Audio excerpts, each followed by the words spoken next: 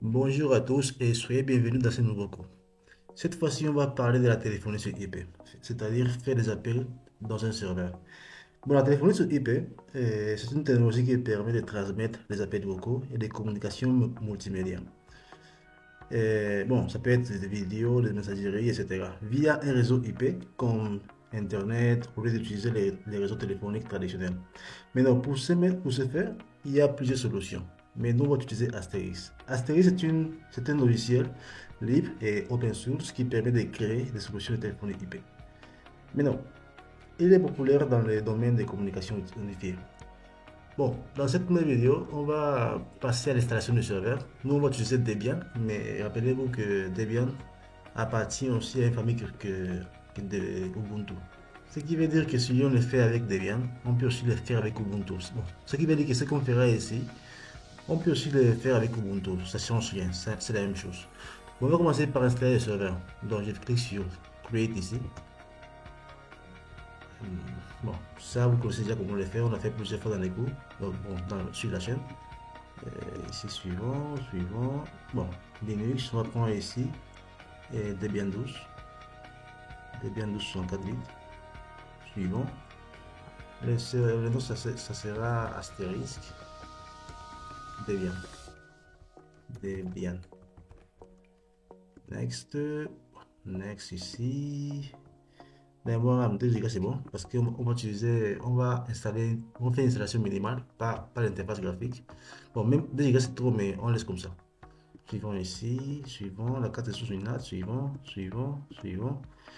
Le stockage c'est 20 Go, bon c'est bon. Un seul fichier, suivant ici. Et bon, customize. Là on choisit les masses ISO ici. Ah bon, moi je laisse sur donc téléchargement. Debian 12. Bon, à ce niveau, étant donné qu'on a notre serveur, on aura besoin de deux interfaces réseau. Je vais ajouter une deuxième. Je prends ici notre adapteur. La première, ça sera sur NAT pour installer les dépendances, faire la mise à jour, tout ça. La deuxième, ça sera sur réseau interne, c'est-à-dire custom, VMnet, quelque chose. Moi, je vais sur VMnet 1. Bon, ça, le reste, là, je peux laisser comme ça. Close et finish.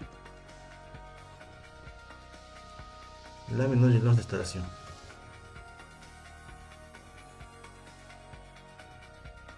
Bon, on vient ici. Et ici, là, bon, vous pouvez voir ici, on a ça pour l'interface graphique et on a ça pour l'interface à ligne de commande. Nous, on va utiliser, bon, on va installer la ligne de commande. Donc, choisir la deuxième option. Ici, on choisit la langue, c'est français. Et les claviers, moi j'ai un clavier AZERTY, donc je vais prendre États-Unis. J'ai un clavier QWERTY plutôt, un clavier QWERTY. Ici maintenant, on avait mis des cartes réseau, une S33 et une S34. Une S33, bon, c'est la première carte réseau, c'était sur NAT. Ici, à ce niveau, il faut choisir la première carte réseau qui est sur Internet pour pouvoir télécharger le dépôt, faire la mise à jour en même temps. Donc, choisir ici une S33. Ici maintenant, on va donner un nom à la machine. Je vais l'appeler serveur. Et domaine, ici on ne touche pas. Mot de passe de route, on va ici passer.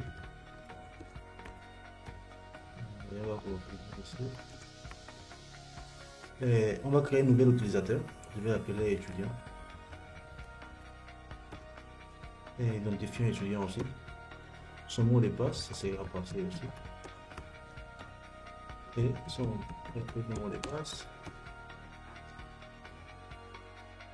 Bon, installation assistée, oui, on va prendre la première option. Ça, c'est le disque qu'on avait créé au départ.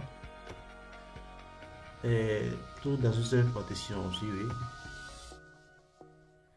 Et terminer le partitionnement. On met ici, oui.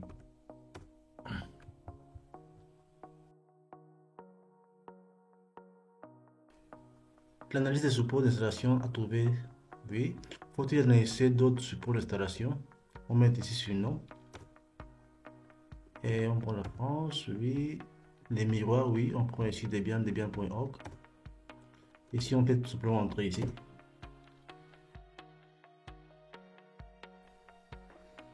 Souhaitez-vous participer à l'étude? On met ici non. Ici, étant donné qu'on va faire une installation minimale sans interface graphique, on va décocher ces deux premières options. On met ici, on colle aussi. On va maintenant installer serveur web et serveur SSH parce qu'on aura besoin. So.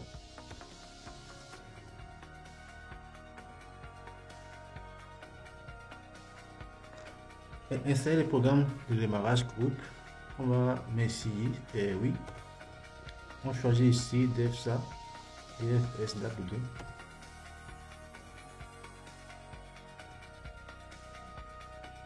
L'installation est terminée.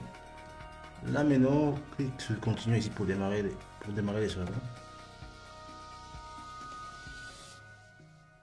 Ici maintenant, voici le serveur déjà installé. On se connecte avec root et son mot de passe. Et voici notre serveur déjà installé. On peut vérifier l'adresse IP ici.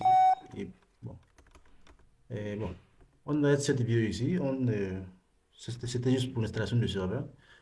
Et bon, on continue dans la prochaine vidéo.